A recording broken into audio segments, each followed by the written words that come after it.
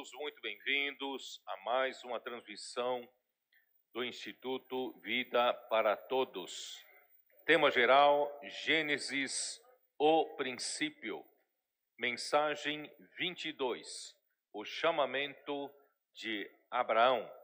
Leitura da Bíblia, Gênesis capítulo 11, versículos de 10 até 32 e Gênesis 12, versículo de 1 até 91.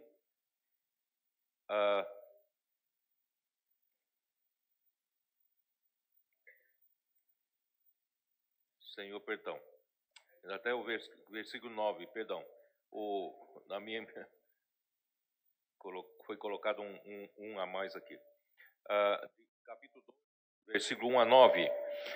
Muito bem, antes de entrarmos nisso, nesse texto, eu ainda queria chamar a atenção para o que nós lemos ontem, 1 Samuel, capítulo 15, que nos dá uma boa indicação, ou melhor, uma boa definição sobre qual é o princípio de servir ao Senhor. Aqui Deus estava ungindo a Saul através de Samuel para que o rei pudesse servir a Deus, segundo a vontade de Deus. Então, quando o rei aqui apresenta todos os irmãos que estão na liderança das igrejas, devemos todos ter essa atitude, esse mesmo princípio de serviço, mas também refere-se a todos os demais serviços da igreja, ou todos os demais serviços da obra do Senhor. Todos nós que somos sacerdotes, que servimos ao Senhor, precisamos prestar atenção para este princípio, que é capítulo 15 de 1 Samuel, versículo 1 diz assim: Disse Samuel a Saul: enviou-me o Senhor a ungir-te rei sobre o seu povo, sobre Israel. Então, qual foi a primeira recomendação dada por Samuel ao rei Saul para que possa servir de acordo com o coração de Deus? Primeiro item é: atenta, pois, agora às palavras do Senhor. Praticamente é única recomendação: atenta, pois, às palavras do Senhor. Em outras palavras, todos nós que queremos servir ao Senhor ou que estamos já servindo ao Senhor, em qualquer serviço que seja, desde o profetizar até pregação do Evangelho, fazer colportagem e também todos os demais serviços na igreja, precisamos começar com esse princípio: atentar às palavras do Senhor. Atentar significa ouvir diligentemente, como Deus disse ao povo de Israel quando os tirou do Egito, no Monte Sinai. Deus disse, ouvir se diligentemente ouvirdes a minha voz. Então, irmãos, o primeiro item é: nós que queremos servir ao Senhor, devemos ouvir com diligência as palavras do Senhor, ou atentar para as palavras do Senhor. E segundo ponto que me chamou a atenção nesse mesmo capítulo 15, versículo 11: arrependo-me de haver constituído Saul rei, porque deixou de me seguir e não executou as minhas palavras. Então vou usar essa frase do lado positivo, tá? Quem quer servir ao Senhor, em primeiro lugar, deve atentar às palavras do Senhor e, em segundo lugar, deve seguir e executar as suas palavras. Então, quem quer servir ao Senhor deve atentar às palavras do Senhor e deve seguir ao Senhor, que significa seguir ao Senhor?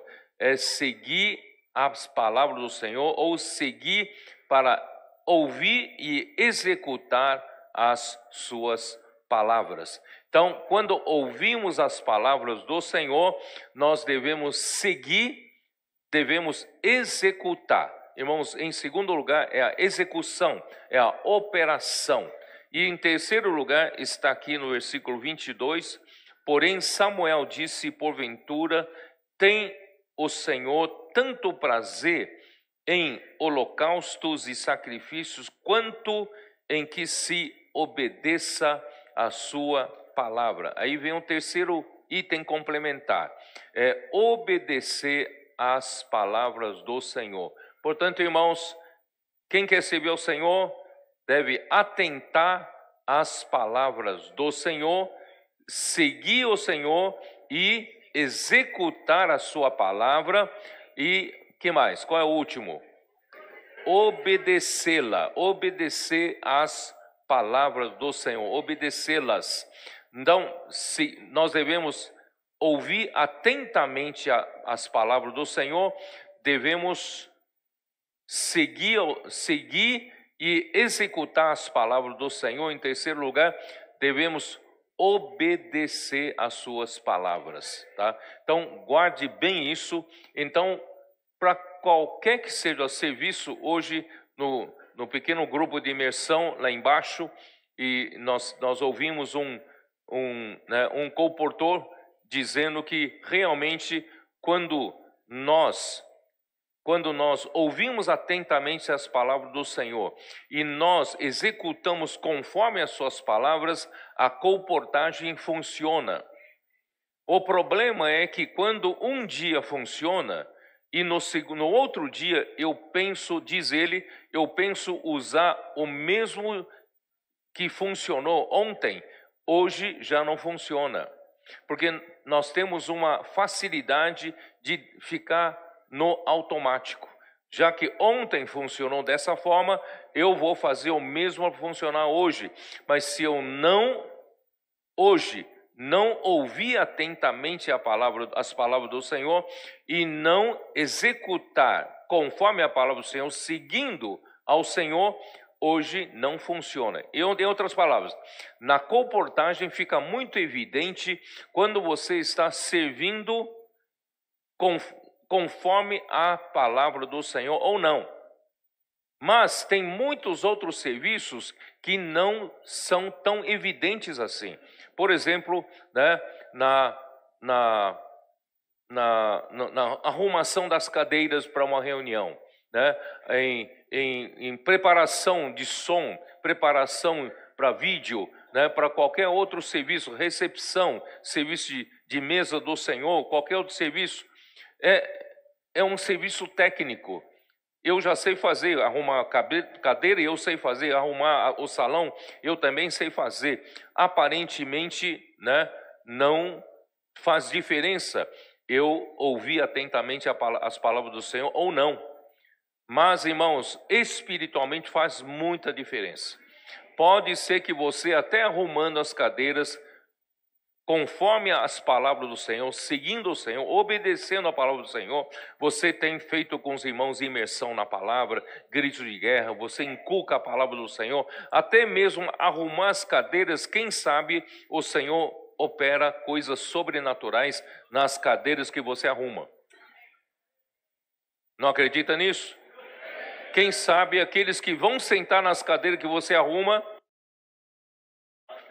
o Senhor, o quê? Toca no coração deles, só porque você arrumou as cadeiras conforme as palavras do Senhor. Portanto, irmãos, todos os serviços, né, que nós prestamos ao Senhor, nós devemos obedecer às palavras do Senhor. E a obediência vem ouvir atentamente as palavras do Senhor e em seguida seguir o Senhor. Ouvir a palavra é para seguir o Senhor, e seguir o Senhor é para executar as suas palavras. E graças a Deus hoje o Senhor nos acrescentou muitos valentes de Davi, esses principalmente estão nos ajudando a executar, na execução, na operação, né, dos vários serviços da obra do Senhor. Então, que o Senhor possa cada vez mais nos aperfeiçoar e formar uma igreja extremamente engajada na luta pelo reino. Nós não temos muito tempo, somos trabalhadores da última hora, temos uma só hora para fazer a vontade de Deus, né, acontecer aqui na terra. Portanto, vamos fazer com que cada hora de serviço nosso seja uma hora, né, de valor, uma hora bem valiosa, bem eficiente, né? Por isso eu disse lá embaixo, os colportores que se acomodaram, né, eles fazem já as coisas por fazer, não tem a mesma eficiência daqueles que realmente lutam, né, pelo reino, aqueles que estão fazendo por visão, pela palavra do Senhor, e um colportor e outro gastam o mesmo tempo na rua. Esse mesmo tempo pode produzir quase nada e pode produzir muita coisa para o Senhor. Portanto, irmãos, como guerreiros do Senhor, soldados do reino, vamos fazer cada hora nossa valer, né, o máximo que pode valer na luta pelo reino do Senhor, tá bom? Então, graças ao Senhor, e hoje também recebi, graças ao Senhor, uma notícia de que hoje de manhã, domingo de manhã, vocês sabem que a África do Sul está à nossa frente, 5 horas na frente, já tiveram reunião de manhã, tiveram 51 irmãos presentes em Johannesburgo, né? Então, graças ao Senhor, o Senhor está abençoando. E também recebemos notícia de uma reunião maravilhosa também em Toyota, no Japão. Toyota não é só o nome de um carro, é uma cidade, tá? Toyota, ali, graças ao Senhor, muitos irmãos estão sendo ali, né, reunindo, e muitos alguns japoneses nativos estão conhecendo a vida da igreja. Coisa maravilhosa. Então vamos dar sequência ao nosso estudo aqui de Gênesis. Vamos para capítulo 11, tem alguns versículos que precisamos terminar. Capítulo 11, de versículo 10 em diante, aqui fala, são estas as gerações de Sem. Ora, ele era da idade de 100 anos, quando gerou a Arfaxade, 2 anos depois do dilúvio. Alguns me perguntaram se não poderia algum dos filhos, né, com a sua esposa grávida dentro da arca, né? Mas eu disse, pelo menos eu não sei, a Bíblia não registra isso, mas registra que, né, o Sem teve um filho 2 anos depois do dilúvio, portanto não foi engravidado dentro da arca, né? Foi depois, são 2 anos depois, né? Sem. Depois que gerou a Arfaxade, viveu Sem 500 anos e gerou filhos e filhas. Muito bem, então, o descendente de Sem. Sem significa nome. Provavelmente, Sem era o primogênito. Provavelmente, naquele tempo, já havia, né, dado atenção para o nome. Em outras palavras, quem iria dar sequência ao nome do patriarca, ao nome da família. Então, o Sem nasceu primeiro, o primogênito deu-se o nome de Sem, que significa o nome, talvez fosse, né, aquele que representasse o nome da família, iria, né, perpetuar o nome da família. Então, é possível também, tá? Eu estou falando tudo isso como uma possibilidade, porque quando vocês se lembram, quando Cã se expôs à nudez do pai, Cã expôs a fraqueza do pai, aí isso já vinha, eu comentei, já vinha de uma insatisfação dentro de si, talvez no relacionamento, ou mesmo relacionamento dentro da arca. Vocês sabem que não é fácil passar um ano e 17 dias dentro da arca, e tendo que todo mundo tem que trabalhar muito. Imagina só a quantidade de animais lá dentro, quantidade de aves, quantidade de répteis, e todos precisam ser alimentados. Quem os alimenta? Noé só tinha 3 filhos e 3 noras, né? Então, irmãos, o trabalho era muito, muito grande. E quem é que fazia limpeza? Né? Ali tinha que fazer limpeza. Então, certamente, irmãos, esse um ano junto, com muito serviço, trabalhando junto, um se acotovela, né, no outro. Irmãos, muitos atritos, muito problema de relacionamento. Irmãos, a arca representa Cristo, e nós, a vida da igreja está em Cristo, estamos dentro da arca. E estamos tão juntos um do outro, meu irmão, é capaz de a gente se atritar um com o outro, não é? É ou não é? Ué, estamos todo o tempo juntos. Hein, amigo? Todo o tempo estou olhando para a tua cara. Né? A gente está servindo junto, fazendo as coisas junto, almoçando, jantando, muitas vezes juntos, né? Servindo ao Senhor juntos. Será que isso não cria atritos, isso não cria conflitos? Não cria dificuldades entre nós? Hein? Mas graças a Deus, a palavra, a água da palavra nos lava, não é? Nós somos santificados pela lavagem de água da palavra. Então, quanto mais nós desfrutamos da palavra, olha a importância da palavra até nisso.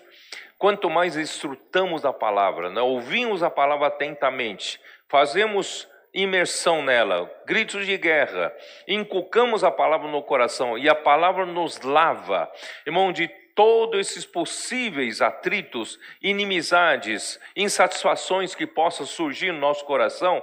Graças a Deus, irmão, nós temos uma máquina que nos lava todos os dias.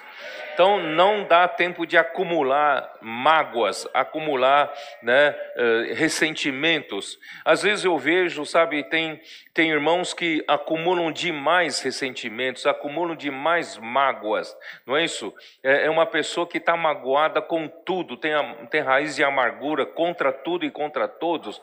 Irmãos, é falta de lavagem de água pela palavra. Vamos viver mais alegre. Não cheio de ressentimentos, cheio de mágoas, cheio de insatisfações no coração, né? Vamos deixar com que essa palavra nos lave. A gente fica mais leve, não fica? E a gente olha só o lado positivo dos irmãos. Você passa a amar os irmãos, né? Irmãos, essa sim é a vida maravilhosa da igreja. Convivemos junto, mas nós não temos mágoas, não temos ressentimento. Pelo contrário, nós amamos cada vez mais uns aos outros, né? Somos companheiros na luta pelo reino. Cada vez mais engajados, cada vez mais companheiros, né? Cada vez mais nós somos verdadeiros amigos, verdadeiros irmãos, né? E soldados na luta pelo Senhor. Graças ao Senhor por isso. Portanto, irmãos, quem sabe também, por causa disso, Cã quis sempre dizer para os filhos, não é, vamos dizer assim, não é justo, né, sem ter nascido primeiro, ele dá um nome.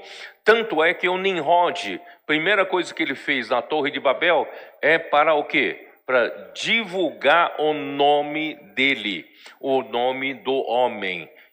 Essa exaltação ao nome, quem sabe, já surgiu na questão de Deus, de Noé e a esposa terem dado o nome de Sem para o filho mais velho, tá? Então isso, né? E aqui diz: viveu Tera, onde estou? Vamos já chegar direto para Tera, porque toda essa leitura de genealogia, irmãos, não tem muito o que comentar, tá? Vamos lá para versículo 24, viveu Naor 29 anos e gerou a Tera, e depois que gerou a Tera, viveu Naor 119 anos, gerou filhos e filhas. Versículo 26, viveu Tera 70 anos e gerou a Abraão, a Naor e a Harã. Então Tera teve 3 filhos, Abraão, Naor e Harã. São estas as gerações de Tera. Tera gerou a Abraão, a Naor e Harã, e Harã gerou a Ló. Morreu Harã na terra de seu nascimento, em Ur dos Caldeus, estando Tera, seu pai, ainda vivo. Então aqui tem uma indicação de que Abraão nasceu em Ur dos Caldeus, tá? E Harã, um dos filhos de Tera, o irmão de Abraão, morreu ainda, né, estando Tera vivo, o pai vivo. Morreu então Harã e deixou o filho, deixou Ló, né, como filho, e Tera acabou cuidando de Ló, né, porque Ló estava sem pai. Versículo 29. Abrão e Naor tomaram para si mulheres. A de Abrão chamava-se Sarai, e a de Naor, Milca, filha de Harã, que foi pai de Milca e de Isca. E interessante aqui falar, Sarai era estéril, não tinha filhos. Então vou comentar alguma coisa aqui. Primeiro nome, Ur. Eles estavam em Ur dos Caldeus. Ur significa luz ou labareda. Luz ou labareda era uma cidade ao sul da Babilônia, na Mesopotâmia, a parte do sul, tá? No Iraque atual. E Ur foi o centro de adoração à lua. Isso quem nos fala é o Strong, né? Em Ur havia um centro de adoração à lua. Muito bem. Então, irmãos, a Babilônia fica entre 2 rios, né? Rio Eufrates e Rio Tigre. O Iraque atual, né, está ali. Eu tive oportunidade de estar no Iraque por 2 vezes, 30 dias cada vez, inclusive no meio da guerra Irã-Iraque, né, naquele tempo, e trabalhei ali para nós instalarmos o projeto de metrô em Bagdá. E eu conheci o rio Tigre. O Eufrates não consegui ver, que é mais longe, mas assim o rio Tigre passava no meio da cidade. E ali naquela região, talvez um pouco mais ao sul, né, estava Ur dos Caldeus. Então era a terra de Tera com os seus filhos, eles nasceram ali. E Caldeia, né, Ur dos Caldeus. Caldeia era uma terra de idolatria em Mesopotâmia, e que é uma região, né, já falei, banhada por 2 grandes rios, o Eufrates e o Tigre. E assim, para ir até a boa terra, a terra de Canaã, Abraão teve de atravessar como o primeiro hebreu o rio Eufrates. Gênesis 14, 13. 14, 13. Como diz aqui: porém, veio um que escapara e o contou a Abrão, o hebreu. Abrão era conhecido por ser um hebreu. Que é um hebreu? É um que cruzou, né? Hebreu significa o que atravessou o rio. Por isso, Deus é chamado também de Deus dos hebreus.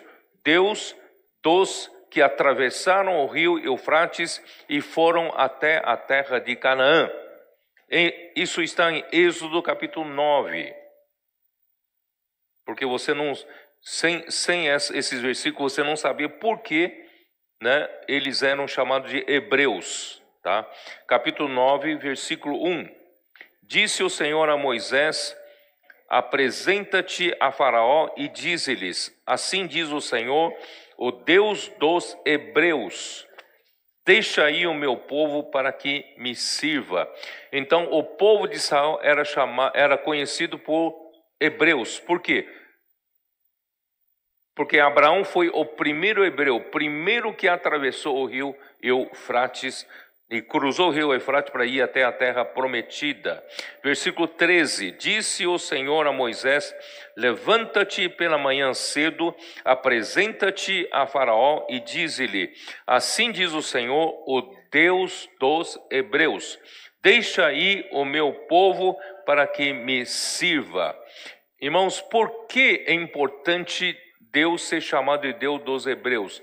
Irmãos, porque Abraão foi o primeiro que o Senhor lhe apareceu, ele creu no Senhor, obedeceu e cruzou o rio. Eu acredito que não era fácil, não era uma coisa fácil cruzar o rio, principalmente de mudança.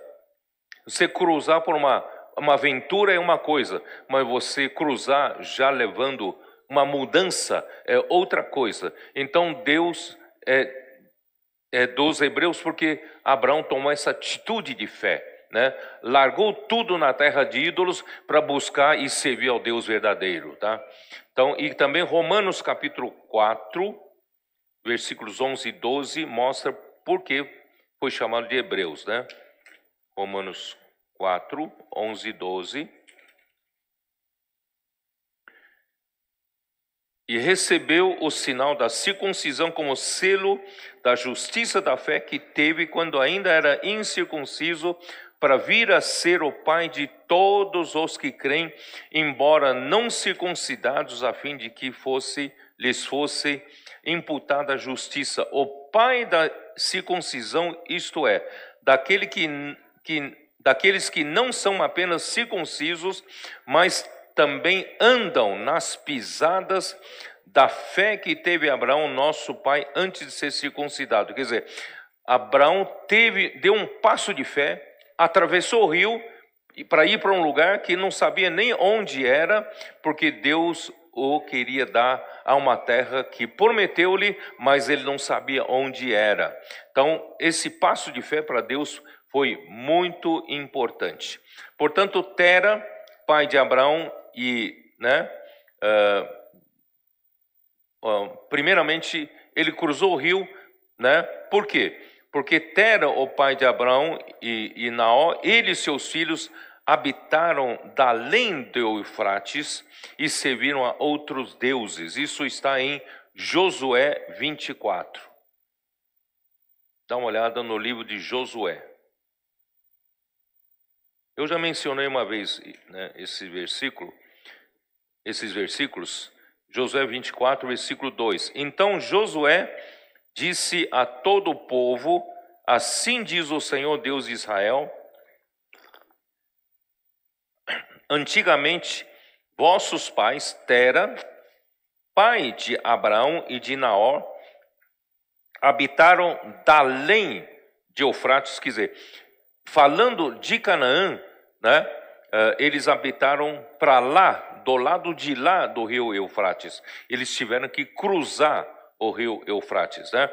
E ali, do outro lado do rio Eufrates, eles serviram a outros deuses. Quer dizer, até mesmo Tera e os seus filhos adoravam outros deuses. Mas Abraão não se contentou com isso. Ele andou buscando o Deus verdadeiro que finalmente lhe apareceu, tá? Então, Abraão saiu da terra de ídolos, cruzou o rio, peregrinou na terra prometida, né? Aqui isso está em Hebreus capítulo 11, versículo 13, tá?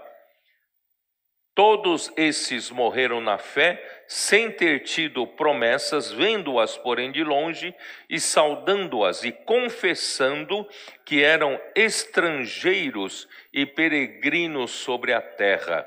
Embora tenha saído, dando um passo de fé, saído e cruzado o rio Eufrates para ir à terra que Deus havia prometido, e quando chegou em Canaã, Deus confirmou que iria dar aquela terra para ele e para sua descendência. No entanto, ele ainda não possuía terra nenhuma. Então, ele peregrinou naquela terra como estrangeiros e peregrinos, porque os que falam desse modo manifestam estar procurando uma pátria. E se na verdade se lembrassem daquela de onde saíram, teriam oportunidade de voltar. Eles poderiam voltar para Ur dos Caldeus, né? Mas agora aspiram a uma pátria superior, isto é, celestial. Por isso Deus não se envergonha deles de ser chamado o seu Deus, porquanto lhes preparou uma cidade. Irmãos, hoje é a mesma coisa. Embora, irmão, nós estamos aqui na terra, mas nós vivemos como peregrinos, vivemos como estrangeiros. Não desejamos nada nesta terra, senão estabelecer o reino de Deus nessa terra. Não temos por objetivo nos enriquecer, ter muitos patrimônios, muitas propriedades, porque nada nós levaremos daqui, porque nós aspiramos uma outra pátria, nós aspiramos uma pátria celestial, né? Uma pátria superior. Nós também andamos como estrangeiros e peregrinos. Embora nós temos, cada um tenha o passaporte da sua nacionalidade, mas na verdade nós temos o passaporte do reino celestial. Nós estamos lutando pelo reino. Portanto, irmãos, não buscamos nada nessa terra, seja fama, posição, riquezas, propriedades, mas lutamos pelo reino celestial. Gênesis fala de Sarai. Sarai era a esposa, né, de Abraão, mas Deus mais tarde lhe mudou o nome, né, quando prometeu-lhes um filho, lá em Gênesis 17, versículo 15. Né? Vou ler, versículo 5, Deus mudou o nome de Abrão para Abraão, tá? Versículo 5 diz: Abrão já não será o teu nome, e sim Abraão, porque por pai de numerosas nações te constituí. Aí versículo 15, disse também Deus a Abraão: a Sarai, tua mulher, já não lhe chamarás Sarai, porém Sara. Abençoá-la-ei e dela te darei um filho, sim, eu a abençoarei e ela se tornará nações, reis de povos procederão dela. Então, o nome Sarai foi transformado, foi mudado para Sara. Abrão foi mudado para Abraão, tá? Então, voltando então para Gênesis. Vamos já para Gênesis, Gênesis capítulo 12.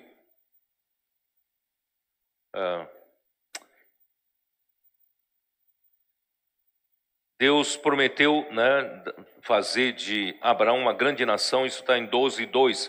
De ti farei uma grande nação e te abençoarei. Mas antes disso, eu queria, né, ler com vocês que quando, no capítulo 11 ainda, aqui diz, versículo 31, tomou Tera a Abraão seu filho, e a Ló, filho de Arã, filho de seu filho, e a Sarai, sua nora, mulher de seu filho Abraão, e saiu com eles de Ur dos Caldeus para ir à terra de Canaã, foram até Arã, onde ficaram. Quer dizer, dá uma impressão, né, que eles saíram da terra da Caldeia, né, de Ur dos Caldeus, para a Canaã. Parece que a iniciativa foi do pai de Abraão, Tera, tá? E para ir até Canaã. Só que pararam no meio do caminho até Harã. Onde fica Harã? Harã ainda fica na Mesopotâmia, só que mais ao norte. Já é um lugar de passagem dos mercadores para ir até Canaã, tá? Então eles ficaram em Harã. Deus não queria levar o pai. Então eles ficaram em Harã até a morte do pai, até a morte de Tera, tá? E aí, depois que Tera morreu, Deus aparece a Abraão novamente. Só que tem um registro, né, dizendo que Deus lhe apareceu em Ur dos Caldeus. Deus apareceu a Abraão em Ur dos Caldeus. Onde está esse registro? Eu li com vocês. Em Atos capítulo 7, nas palavras de Estevão, certo? Dê uma olhada lá. Ali mostra claramente que Deus já apareceu a Abraão em Ur dos Caldeus, não em Harã somente, em Ur dos Caldeus. Né? Capítulo 7, versículo 2. Estevão respondeu: varões, irmãos e pais, ouvi.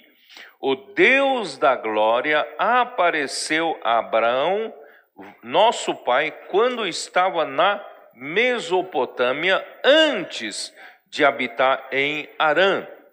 Então Deus apareceu a Abraão em Ur dos Caldeus. E lhe disse, lá em Ur dos Caldeus, e lhe disse: sai da tua terra e da tua parentela e vem para a terra que eu te mostrarei. Então Abraão saiu da terra dos caldeus e foi habitar em Harã.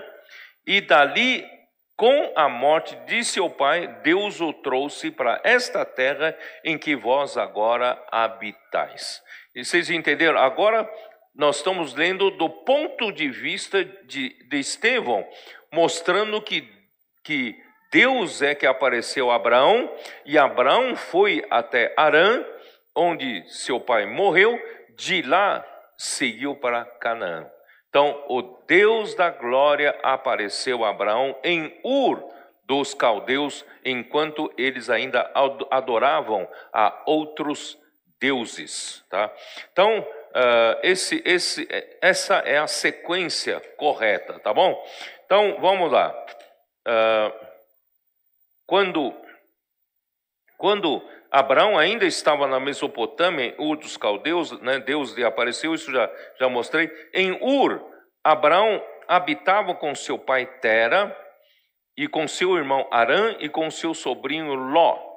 Mas Deus, né, o chamamento de Deus era somente para Abraão. Ele teria de sair totalmente da influência da sua parentela.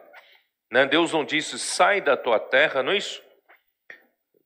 Lá em Mesopotâmia, lá em Ur, sai da tua terra, sai da tua parentela e vem para a terra que te mostrarei. Então ele tinha que deixar a parentela lá. Tá? Então, quando ele saiu, foi para Harã, um dos irmãos Naor já ficou lá. Então, mas ele saiu com o pai e com ainda o sobrinho Ló. Tá? Então, após a morte de Tera, porque provavelmente Tera, tomando conhecimento do chamamento de Abraão, e foram até Harã e ali ficaram. E com a morte de Tera, Deus então fez outro chamamento, aí sim está em Gênesis capítulo 12, versículo 1. Né? Vamos dar uma olhada aqui. Ora, disse o Senhor a Abraão: sai da tua terra, da tua parentela e da casa de teu pai, e vai para a terra que te mostrarei. Então, irmãos, ele já não tinha mais o outro irmão, não tinha mais o pai, mas ainda carregava consigo seu sobrinho Ló, tá? Ló. Nimrod havia introduzido a idolatria na humanidade. Portanto, na época de Abraão, todos daquela geração adoravam ídolos, eram idólatras, eram, né, adoradores de outros deuses. Então, isso nos mostra, né,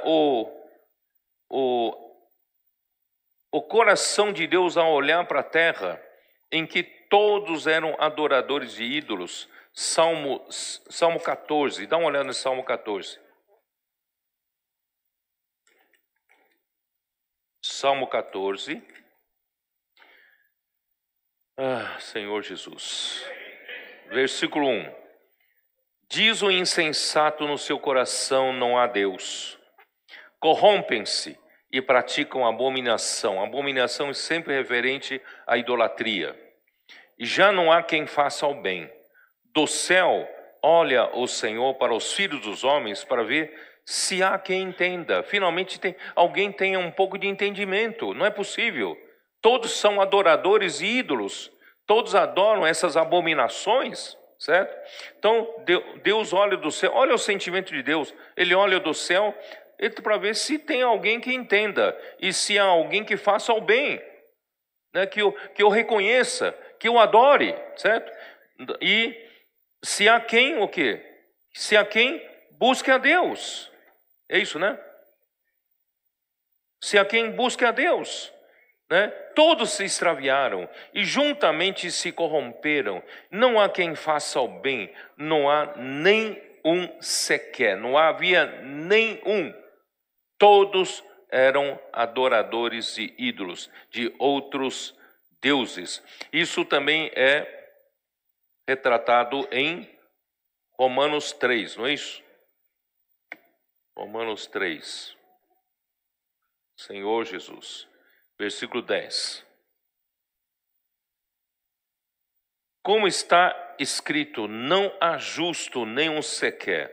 Não há quem entenda, não há quem busque a Deus. Todos se extraviaram, a uma se fizeram inúteis. Não há quem faça o bem, não há nem um sequer. Né? A garganta deles é sepulcro aberto, com a língua urdem engano, veneno de víbora está nos seus lábios. Irmãos, era aquela geração, isso aqui está retratando aquela geração. Né? A boca eles a têm cheia de maldição e de amargura. São os seus pés velozes para derramar sangue. Nos seus caminhos a destruição e miséria. Desconheceram o caminho da paz. Não há temor de Deus diante de seus olhos. Isso foi resultado da obra de quem? Nimrod. Nimrod conseguiu influenciar toda uma geração, né, contra Deus. E Deus, então vamos lá. Porém Deus olhou para Abraão, ele era o único. Não havia um sequer que entenda, que busque a Deus, mas finalmente Deus encontrou um. Isaías 51, 2. Não é isso? Eu já li com vocês esse versículo. Isaías 51, 2. No meio de uma geração em que ninguém buscava a Deus, ninguém entendia o coração de Deus, lá estava alguém que buscava a Deus. Versículo 2: olhai para Abraão, vosso pai, e para Sara, que vos deu a luz, porque era ele único, ele era o único. Quando eu o chamei, o abençoei e o multipliquei. Ó Senhor Jesus. Hoje, irmãos, quando Deus olha para Sião, ele tem o mesmo sentimento. Ele olha para a terra, não há quem busque o reino de Deus. Nem mesmo entre os filhos de Deus. Ninguém se interessa na luta pelo reino, pelo estabelecimento do reino de Deus aqui na terra. Mas ele olha para o Sião, ele achou. Tá? Versículo 3 é o versículo seguinte: porque o Senhor tem piedade de Sião, terá piedade de todos os lugares assolados dela. Foi assolado durante esses 20 séculos da história da igreja, né? Foi assolado.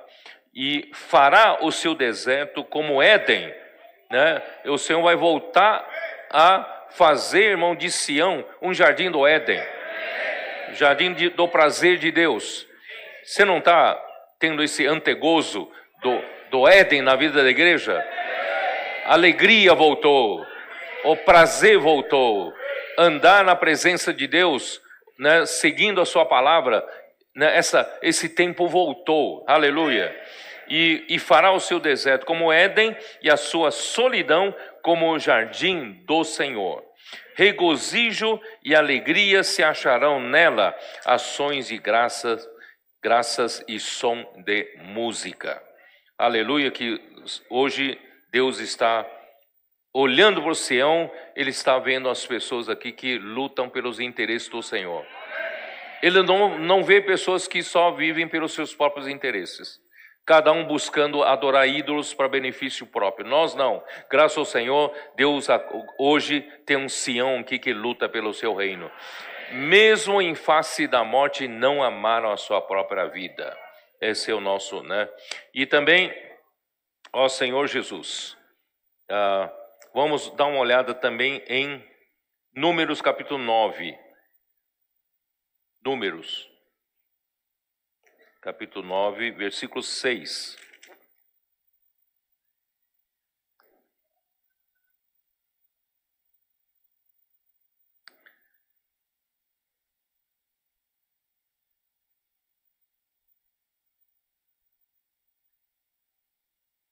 Senhor Jesus.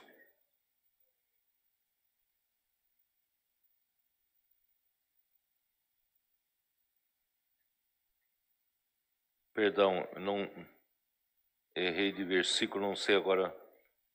Depois eu acho por vocês. Então, vamos voltar lá para Gênesis 12. Neemias, né? Tá, então deve ser Neemias mesmo. Deve ser Neemias. É Neemias, sim. Vamos lá. Neemias 9. Senhor Jesus. Neemias 9, versículo 6. E diz o que?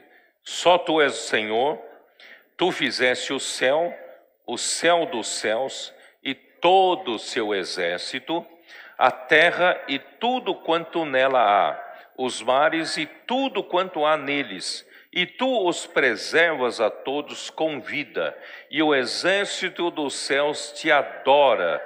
Tu és o Senhor, o Deus que elegeste Abraão, e o tiraste de Ur dos caldeus, e lhe puseste por nome Abraão.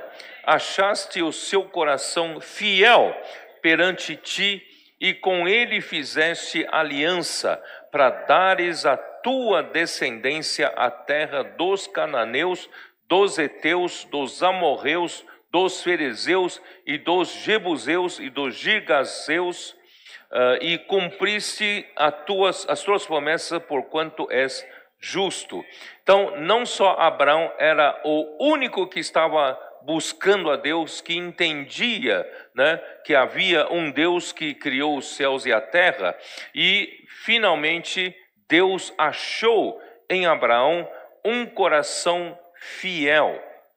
Esse coração fiel, né? Você pode procurar qual a palavra fiel ali em original. Essa palavra pode significar, tem um significado de apoiar, de confirmar. Portanto, irmãos, o coração fiel aqui é um coração confiável, um coração seguro, que dá segurança. Sabe, tem pessoas que falam que, né, que gostam de você, mas não sente confiança, não é isso? Tem gente que fala, não, eu sou um com você, mas você não sente segurança, né? Abraão pode falar que, né? Mas em Abraão Deus sentiu confiança, Deus sentiu segurança, né, no coração. Então o seu coração foi fiel perante Deus. Portanto, irmãos, nós não podemos ser aqueles que não dá segurança para o Senhor, né? Se nós amamos ao Senhor, queremos servir ao Senhor, lutar pelo reino, vamos lutar com um coração absoluto, não um coração hesitante, ainda um pé num barco e pé no outro barco. Ele quer o Senhor, também quer os próprios interesses, servindo o Senhor para enriquecer-se, servindo ao Senhor para ganhar outra, né? Ganhar fama, ganhar outras coisas. Não, nós servimos o Senhor puramente para servir ao Senhor, certo? Então, vamos lá. Vamos ler a bênção do Senhor a Abraão. Novamente, Deus abençoa. Capítulo 12, versículos 2 e 3. Vou ler aqui para vocês. De ti farei uma grande nação e te abençoarei e te engrandecerei o nome, se tu uma bênção. Na verdade, irmãos, essa bênção, bom, vou ler até o final. Abençoarei os que te abençoarem e amaldiçoarei os que te amaldiçoarem. Em ti serão benditas todas as famílias da terra.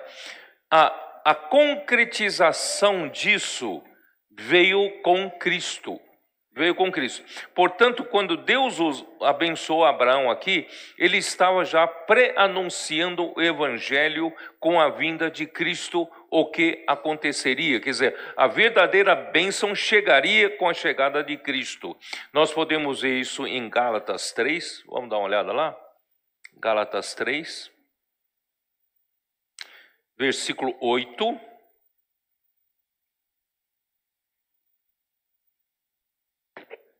Ora, tendo a Escritura previsto que Deus justificaria pela fé os gentios, pré-anunciou o evangelho a Abraão: em ti serão benditos todos os povos, de modo que os da fé são abençoados com o crente Abraão. Quer dizer, essa bênção, a promessa veio com a bênção, e essa bênção só se tornaria real com a vinda de Cristo, tá? Então, a Escritura havia previsto que Deus justificaria pela fé os gentios. Quer dizer, irmãos, nós do nada fomos justificados por Deus em Cristo. Se não tivesse vindo Cristo, irmãos, nós não teríamos nenhuma participação dessa bênção que foi dada a Abraão. Mas hoje, irmão, por causa da vinda de Cristo, nós todos recebemos a bênção. Quando você, num partido do pão, numa reunião do partido do pão, você recebe um pedaço de pão e um pouco de cálice, certo? O que você está experimentando ali? Nós não podemos tomar o pão, né, e beber do cálice de qualquer jeito. Por isso que toda vez que eu recebo aquele pão e o cálice, irmãos, eu sempre louvo ao Senhor pela sua morte. Porque tudo isso é feito em memória da morte de Cristo. Porque a morte de Cristo, irmãos, trouxe uma boa nova para todos nós, uma nova esperança para Deus. Porque depois que o homem caiu em Gênesis capítulo 3, Deus só andou remendando as coisas. Porque ele só vai conseguir colocar a coisa em ordem com a vinda de Cristo. E não só com a vinda de Cristo, é com a morte de Cristo. Então, irmãos, a morte de Cristo encerrou uma era em que Deus estava de mãos atadas. Porque todos nós pecamos, todos nós nos tornamos pecadores, nós nos afastamos de Deus, nós nos desconectamos de Deus. E não tem o que fazer, Deus não consegue fazer nada, porque sem o derramamento de sangue não há perdão dos pecados. Graças a Deus, irmãos, a morte de Cristo nos trouxe perdão dos pecados. A morte de Cristo nos trouxe a maldição, nos tirou da maldição e nos trouxe a bênção. Por isso, irmãos, toda vez que partimos o pão, na reunião do Partido do Pão, irmãos, temos que lembrar da morte de Cristo. Porque a morte de Cristo traçou um limite aqui, ó. Deus então finalmente resolveu o problema do velho homem, do homem pecador e do perdão dos pecados. Irmão, pela morte do Senhor, Deus nos deu a eterna redenção. E a ressurreição de Cristo, irmão, nos trouxe um novo dia, uma nova esperança. Finalmente, irmão, nós podemos viver pela vida de Deus, graças à morte de Cristo. Sem a morte de Cristo, irmão, nós estaríamos fadados a viver pela natureza pecaminosa. Não tínhamos saída. Graças a Deus, irmãos, pela morte de Cristo, pela ressurreição de Cristo, e hoje nós temos um novo começo, né? Hoje nós vivemos na nova criação, não é isso? No novo homem. Portanto, irmãos, Deus nos deu a bênção por causa da morte de Cristo.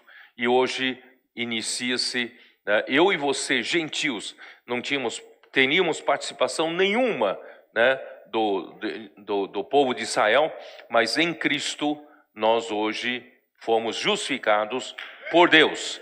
E uma vez justificados, nós estamos sendo abençoados, né? Aqui diz, pré-anunciou, né, justificaria pela fé os gentios, pré-anunciou o evangelho a Abraão, em ti serão abençoados todos os povos. Aqui não é só o povo de Israel, aqui são todos os povos, né? De modo que os da fé são abençoados com o crente Abraão. E no versículo 16 ali diz, ora, as promessas foram feitas a Abraão e ao seu descendente. Não diz e aos descendentes, como se falando de muitos, porém, como de um só, e ao seu descendente, que é Cristo. Então, as promessas foram feitas a Abraão e a Cristo. E nós, em Cristo, recebemos as promessas que foram feitas a Abraão. Recebemos as bênçãos que foram feitas a Abraão. E nós, em Cristo, nós temos parte.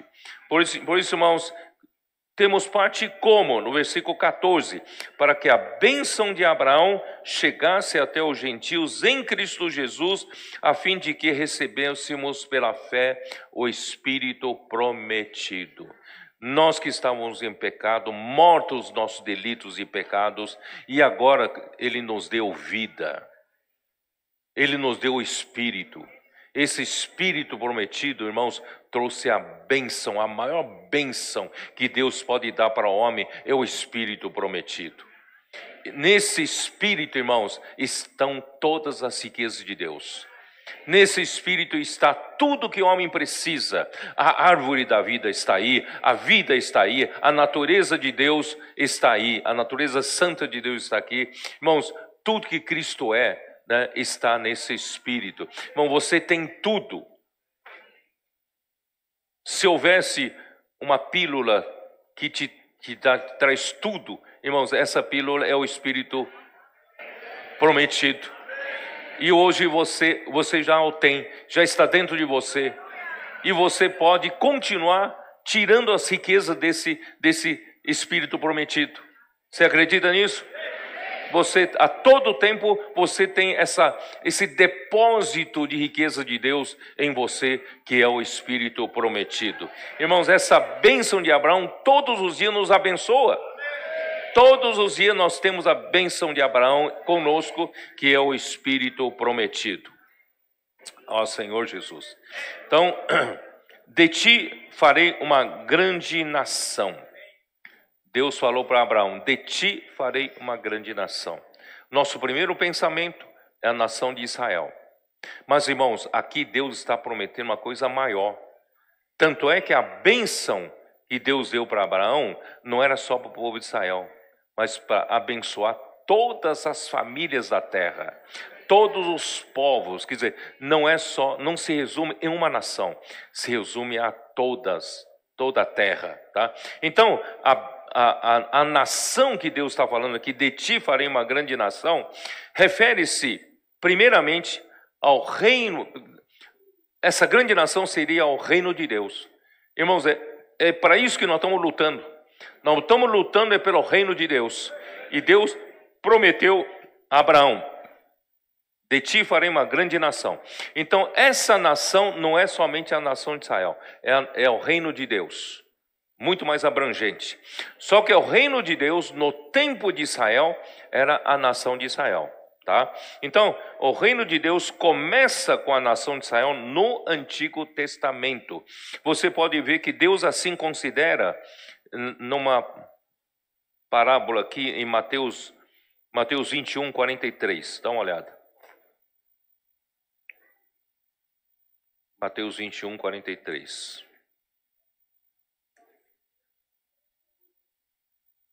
Portanto vos digo, porque no versículo anterior, né, Jesus fala assim: a pedra que os construtores rejeitaram. Quem são esses construtores? Os judeus, líderes judeus. Eles rejeitaram essa pedra. Que pedra? Quem é essa pedra? É Cristo. Eles rejeitaram, essa veio a ser a principal pedra angular para a edificação do reino de Deus, né? Isso procede do Senhor e é maravilhoso aos vossos olhos.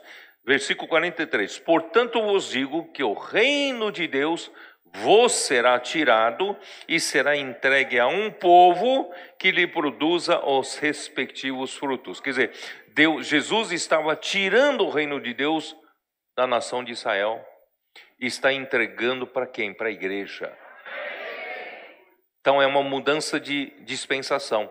Deus tirou no final tanta resistência contra Deus, tanta revolta contra Jesus, e Jesus então tira o reino de Deus e entregou para a igreja. Nós estamos dando prosseguimento ao reino de Deus. Então a igreja é a realidade do reino dos céus, né? Aqui na terra, do reino de Deus no Novo Testamento. Nós podemos ver isso em Mateus 16, versículo 18.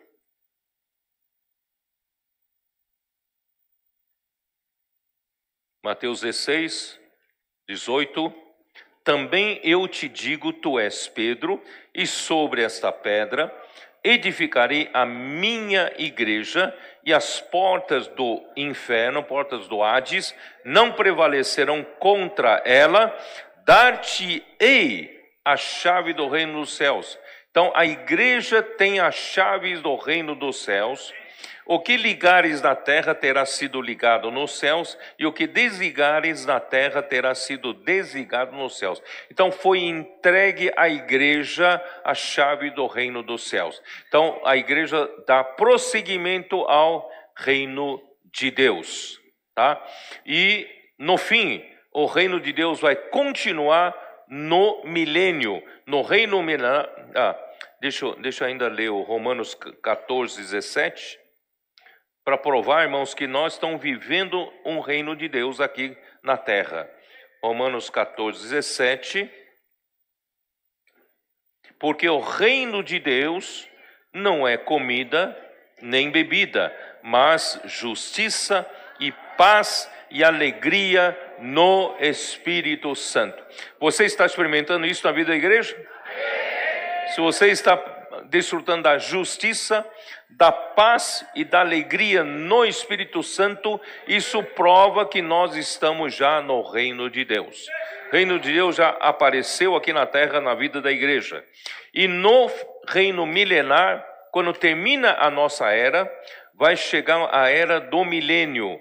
E durante o milênio, Cristo vai reinar sobre, todas as coisas.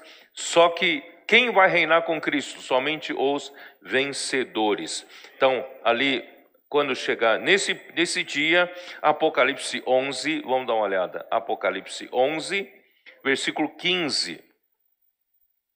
O último anjo tocou a trombeta e houve no céu grandes vozes, dizendo: o reino do mundo se tornou de nosso Senhor e do seu Cristo, e ele reinará pelos séculos dos séculos.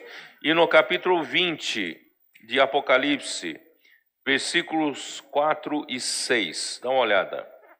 Versículo 4.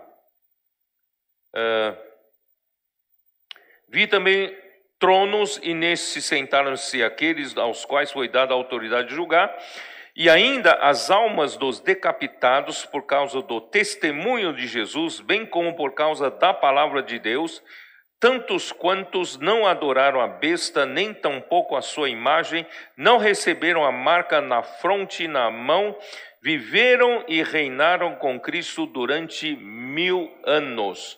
Versículo 6, bem-aventurado e santo é aquele que tem parte na primeira ressurreição. Sobre esses, a segunda morte não terão autoridade, pelo contrário, serão sacerdotes de Deus e de Cristo e reinarão com ele os 1000 anos. Irmãos, aqui são 1000 anos depois da nossa era, 1000 anos virão, Cristo vai reinar. Aí sim é o reino de justiça, reino da paz. Hoje, irmãos, o governo humano ainda é cheio de injustiça, cheio de corrupção, né? Mas vai vir um reino durante 1000 anos. Cristo vai reinar em justiça, né, e paz, né, sobre a terra. Então, tudo isso faz parte do reino de Deus. E quando terminar os 1000 anos, Satanás será solto e provocará uma última grande rebelião, só que Cristo vai derrotar e Satanás será lançado definitivamente no lago de fogo, e juntamente com ele o último inimigo a ser lançado é a morte.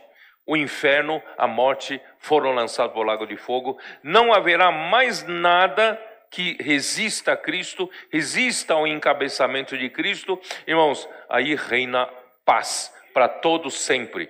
Aí Cristo entregará o reino ao Deus Pai. Deus Pai vai reinar por toda a eternidade. Então, irmãos, nós estamos lutando por esse reino. Ainda não aconteceu na nossa era Cristo, né, ainda ter esse reino sobre a igreja. Então, quem é de Sião, vamos lutar para que Cristo possa governar pelo menos sobre o Sião, governar sobre a igreja, encabeçar a igreja, né, através da palavra. Por isso, irmão, nós pregamos o evangelho do reino através da palavra. E os nossos colportores estão levando livros que contêm evangelho do reino, para que o evangelho do reino seja pregado a toda a terra e o reino se estabeleça aqui na terra. Mateus 24, 14 diz o quê? E será pregado este evangelho do reino a toda a terra habitada, todo o mundo, por todo o mundo, para testemunha a todas as nações, então virá o fim. Nós queremos apressar o fim, a vinda do fim. Para isso, nós precisamos pregar o evangelho do reino. Nossos colportores, nossos missionários, irmãos e irmãs da igreja, né, estão pregando o evangelho do reino. Para isso, o Senhor vai voltar, né? Ó Senhor Jesus. E em Gálatas 3, versículo 8,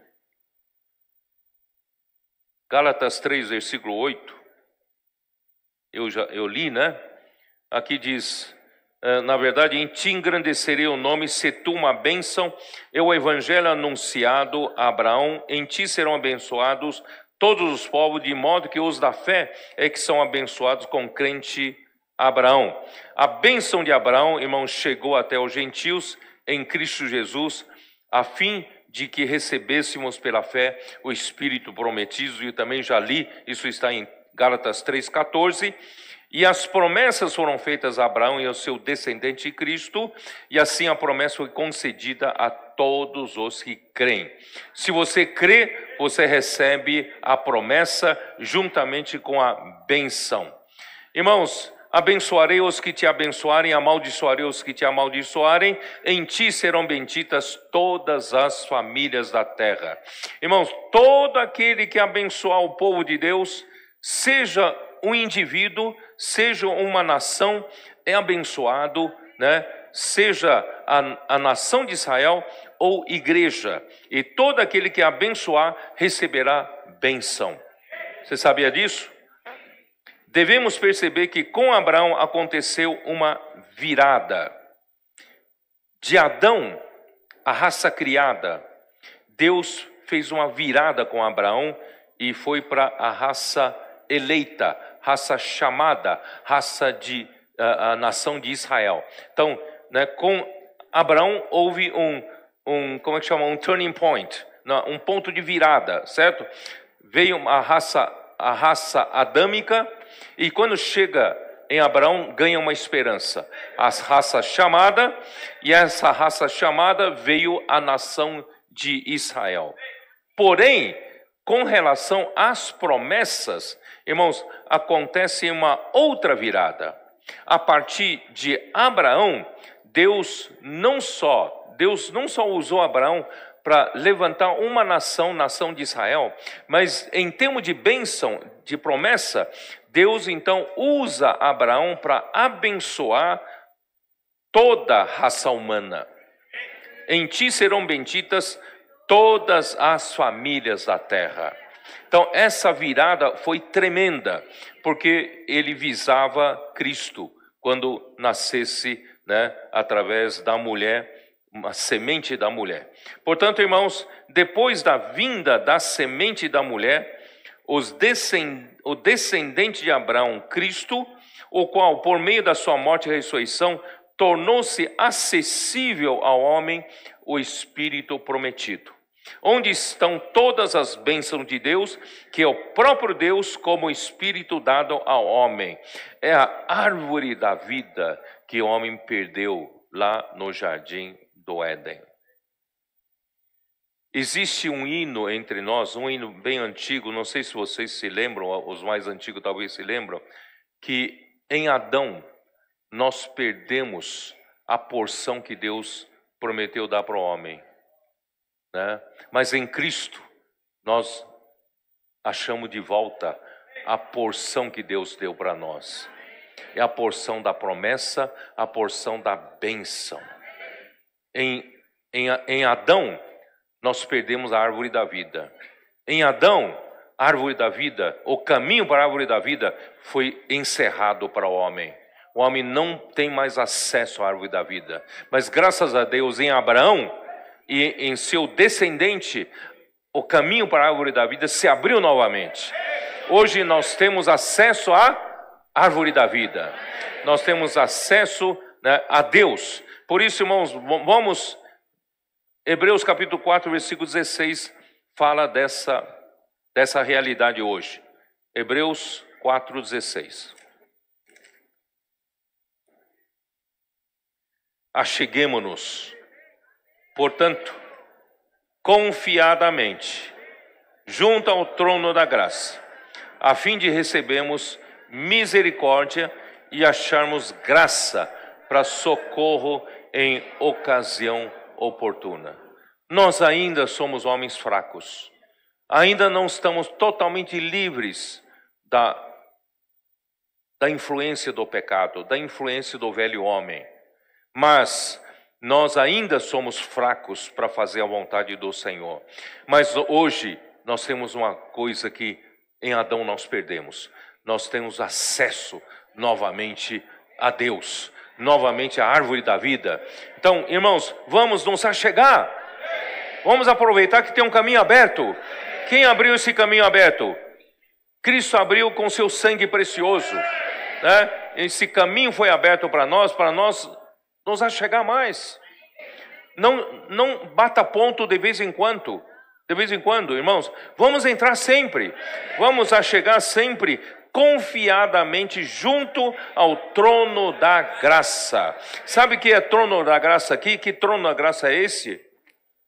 É a tampa da arca do testemunho. Você sabia disso? Essa tampa da arca chama-se o trono da graça. E essa tampa da arca, em cima da tampa da arca, vocês sabem que tem 2 querubins, não tem? 2 querubins, um voltado para o outro. E os querubins zelam pelo quê? Os querubins zelam pela glória de Deus. Se o homem pecador entrar, é fulminado na hora. Se o homem que não é santo entrar, é fulminado na hora. Mas graças a Deus, irmãos, pelo sangue precioso de Cristo, que foi derramado na cruz, e foi aspergido sobre a tampa da arca, e os querubins olham para o sangue de Cristo, nos aceita, porque nós somos justificados pelo sangue de Cristo. E nós podemos entrar confiadamente, sem medo de ser fulminado. Graças ao Senhor. Então vamos entrar junto ao trono da graça para recebermos misericórdia. Irmão, nós não somos aquele fariseu que tem um bom currículo para apresentar para Deus. Nós somos apenas aquele pecador. Ser propício a mim, pecador. Então nós vamos receber misericórdia. E depois da misericórdia vamos achar graça para ocasião oportuna. Irmão, todos nós passamos por dificuldades. Todos nós passamos por alguma carência, alguma situação difícil. Irmãos, nós somos homens ainda, mas irmãos, nós temos aquele que nos supre com a graça. Podemos achar graça em ocasião, no momento certo. Você já percebeu que no momento certo parece que o Senhor te dá graça? Parece que não tem mais saída, e no momento certo o Senhor te dá uma saída, o Senhor te dá graça. Irmãos, é isso. Por isso, vamos andar sempre, irmãos, confiadamente, chegando sempre ao trono da graça.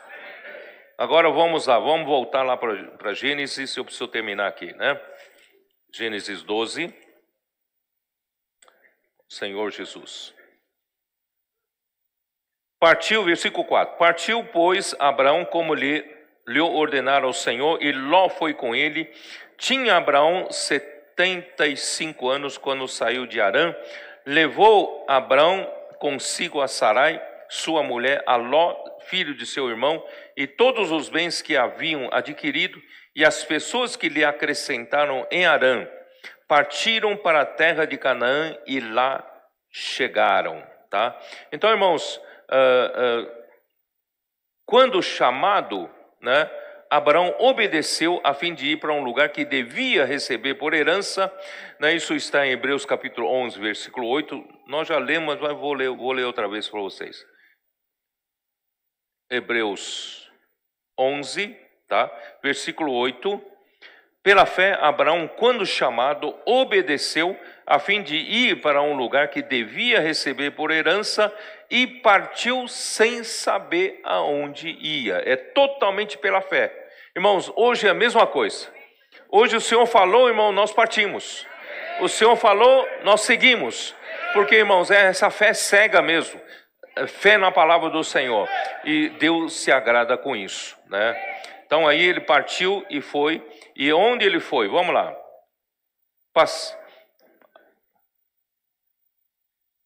Eles chegaram em Canaã, chegaram na terra de Canaã, versículo 6. Atravessou Abraão a terra até Siquém, até ao carvalho de Moré. Nesse tempo, os cananeus habitavam essa terra. Apareceu o Senhor a Abraão e lhe disse: darei a tua terra, a tua descendência, esta terra. Ali edificou Abraão um altar ao Senhor que lhe aparecera. Irmãos, Siquém, o nome, talvez outro nome conhecido é Nablus, tá? Você pode achar no mapa, Nablus. Siquém é uma cidade situada no vale, entre os dois montes. Antes de entrar na terra de Canaã, vocês se lembram que Deus levou todo o povo de Israel diante de dois montes, o monte Gerizim e o monte Ebal. Vocês se lembram? E Deus falou para o povo de Israel escolher sempre a bênção, porque um monte, o Gerizim, significa a bênção, e o monte Ebal significa maldição.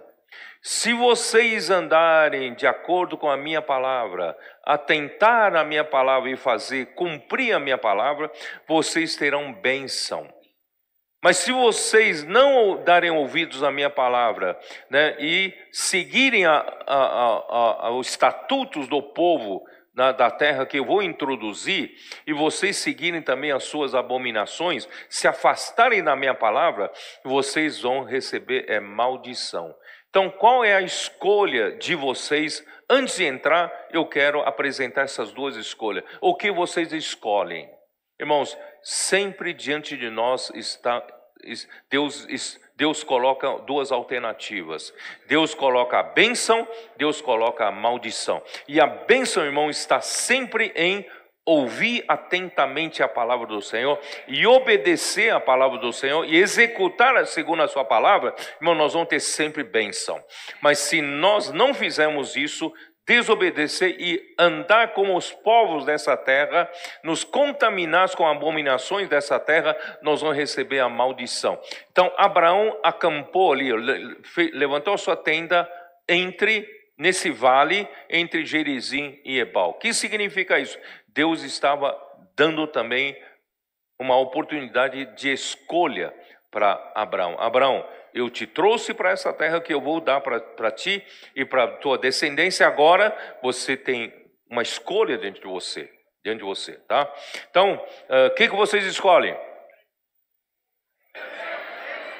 A bênção e a vida. Não escolham a maldição e a morte. Vão escolher sempre a bênção, tá? Então foi ali que o Senhor apareceu a Abraão e disse: darei à tua descendência esta terra. Então finalmente Deus confirmou: Abraão, você chegou na terra. Você chegou na terra que eu te prometi. É esta terra que eu vou te dar a ti e à tua descendência. Então o que Abraão fez? Abraão edificou um altar ao Senhor, né? Então a primeira coisa que ele fez é oferecer sacrifícios para o Senhor, como consagração, como agradecimento, né, ao Senhor. E os cananeus serviam aos seus deuses sobre... por que isso, irmãos? Aqui, ó. Carvalho de Moré. Carvalho, por que carvalho de Moré? Carvalho é uma grande árvore, né? Antigamente eles colocavam aquelas grandes árvores sempre como uma referência para os viajantes. Mas é mais do que isso. Debaixo de toda árvore frondosa, entre os cananeus, ali eles adoravam seus ídolos, tá? Então, vocês... vamos dar uma olhada em Deuteronômio 12. Deuteronômio 12. Deuteronômio 12, versículos 2 e 3.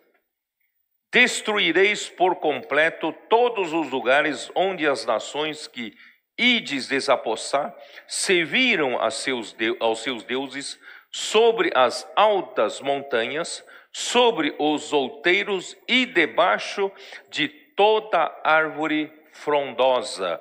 Debaixo de uma grande árvore, ali estavam, né, onde estavam... era o lugar para eles servirem a esses ídolos.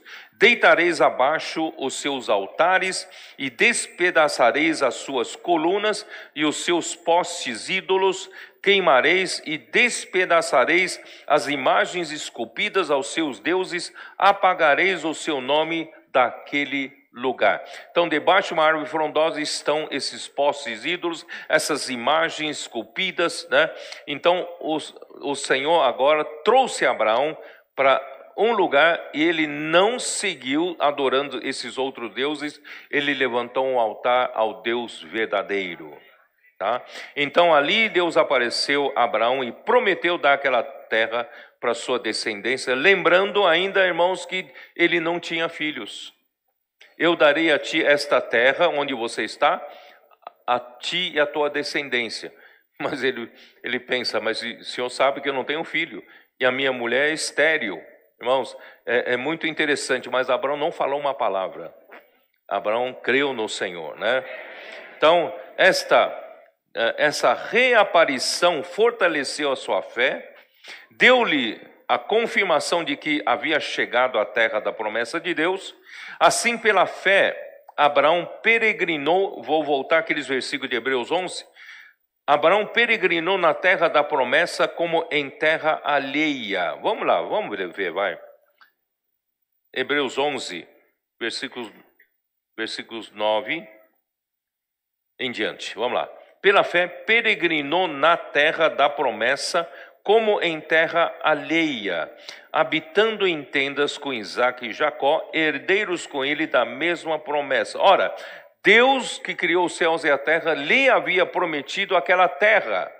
Deus confirmou, é aqui que eu vou dar essa terra para ti e para a tua descendência. Mas ele habitava em tendas.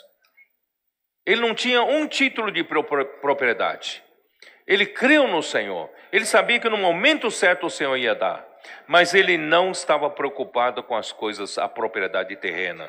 Tá? Por quê? Porque, versículo 10. Porque aguardava a cidade que tem fundamentos, da qual Deus é o arquiteto e edificador. Irmãos, então ele, sabe, Deus prometeu a terra para ele, mas o coração dele não estava naquilo. Não estava nas riquezas da terra, na propriedade da terra, no patrimônio. Ele não tinha essa preocupação. Ele só queria servir ao Deus verdadeiro. Mas eu acho que isso deve ser o nosso coração. Não vamos nos apegar às coisas terrenas, nos apegar a um patrimônio, a uma propriedade, não é? Tudo que nós temos, se o Senhor nos der, é para servir ao Senhor. Esse é o espírito dos investidores do reino. Tudo é para o avanço da obra, né? Pregar o evangelho do reino, para que o reino de Deus se estabeleça um dia mais cedo. Irmãos, se o Senhor puder usar o meu dinheiro para isso, né? A minha propriedade para isso, irmãos, está bem usado. Eu quero lutar por isso, né? Então esse coração de Abraão, irmão, tem que estar em todos nós. Em contraste aos adoradores de ídolos, Abraão edificou um altar ao Senhor, ao Deus verdadeiro. Aí então vamos terminar ali, né? Ele de Siquém, ele foi para onde? Siquém partiu Abraão e foi para...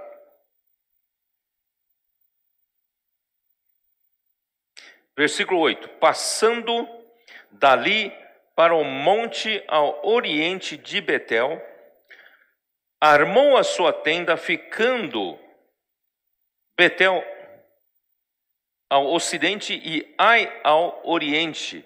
Ali edificou um altar ao Senhor e invocou o nome do Senhor. Eles seguiam mais ao sul, tá? Chegou mais ao sul, aqui ó, e foi até ao monte, ao oriente de Betel, armou a sua tenda, ficando Betel ao ocidente e Ai ao oriente, né? Betel ao ocidente, Ai ao oriente, ali ele ficou um altar ao Senhor, tal. Betel significa o quê? Casa de Deus. Vocês se lembram do sonho de Jacó? Jacó, quando ele, perseguido pelo seu irmão Esaú, ele fugiu de casa, e fugiu de casa, cansado de viagem, achou uma pedra e deitou ali, Deus reapareceu. Deus reapareceu como ele viu uma escada, que atingia até o céu, e os anjos de Deus ali transitando pela escada. Ele, quando acordou, ele falou: puxa, quão temível esse lugar. É a porta dos céus, é a casa de Deus. Então, ali mudou o nome de Luz, a cidade mudou o nome de Luz para Betel. A Betel é a casa de Deus. E Ai, sabe o que significa Ai? Significa um montão de ruínas, um amontoado de ruínas. Irmãos, aqui está uma outra escolha. Você quer edificar a casa de Deus? Ou você quer amar o mundo? Tudo que você tem no mundo é um montão de ruínas. Não tem edificação. A edificação, irmãos, só tem na igreja. Tudo que você conseguir fazer no mundo é um montão de ruínas. Quando você vai embora, não leva nada. Mas a edificação da igreja permanece. Vai levar para a vida eterna. Você vai conseguir levar o que você fizer aqui. Portanto, irmãos, nós vamos... Em Siquém, Abraão estava entre os montes Gerizim, que significa bênção, e Ebal significa maldição, ou é vida ou é morte.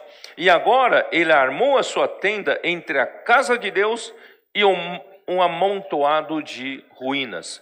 Em todas as fases da nossa vida, estaremos sempre diante de uma escolha. o que você escolhe. Você escolhe a bênção de Deus, então escolha a casa de Deus. Você quer escolher a maldição, você vai escolher um montão de ruínas, seguindo todos os cananeus, todas as pessoas do mundo, né? Eles seguem essa segunda linha, mas nós não. Nós somos aqueles que preferem a bênção de Deus, viver no Espírito, o Espírito prometido, e também nós preferimos edificar a casa do Senhor. Não escolha a vida fácil. É muito mais fácil, irmãos, no mundo, sabe, não servir ao Senhor. Esse negócio de servir ao Senhor na igreja é muito complicado. Eu prefiro, né, ser próspero na minha vida profissional, minha vida no mundo, adquirir riquezas, dar conforto para minha família, meus filhos, né? Nós temos casa de campo, casa de verão, veraneio, casa do inverno, né? Casa de praia, temos carro aqui, temos, né? Nós temos, né, de tudo aqui. Eu prefiro trabalhar para isso. Irmãos, no fim das contas você vai ver é um montão de ruínas. Quando você pensa que está dando o melhor para sua esposa, o seu casamento acaba. Você pensa que está dando o melhor para os seus filhos vão para drogas, vão para o mundo, certo? No fim, você vai ver a sua vida, fica só você e um montão de ruínas. Você quer essa vida? Lutou a vida inteira para isso? É vaidade de vaidades. Vamos fazer a nossa vida ter valor. Lutar pelo reino de Deus, pela edificação da casa de Deus. Não é, a nossa vida nunca vai ser uma vida de ruínas. Nós vamos ter uma vida de alegria, de paz, né? De justiça. Aleluia. Então, irmãos, aleluia. Ali edificou Abraão um altar ao Senhor, invocou o nome do Senhor. Irmão, a nossa postura vai ser sempre de um pecador que foi perdoado graças ao sangue do Cordeiro de Deus e que nós vivemos pela fé, obedientes à sua palavra, para lutar pelo reino de Deus. Nós dependemos do Senhor a todo momento. Por isso nós invocamos o nome do Senhor. Ó Senhor Jesus, esse é a nossa postura. E Abraão, por fim, seguiu ao sul em direção ao Neguebe. Na outra mensagem vamos explicar um pouco melhor. Ele foi mais à direção ao sul, tá? Então, que o Senhor, irmãos, nos faça sempre fazer escolha certa. Sempre, irmãos, vamos servir ao Senhor, atentando para as suas palavras. Vamos servir ao Senhor, não é isso? Sempre executando a sua palavra, seguindo ao Senhor e obedecendo a sua palavra. Nós estaremos no caminho da escolha da bênção e da edificação da casa de Deus. Deus os abençoe. Amém.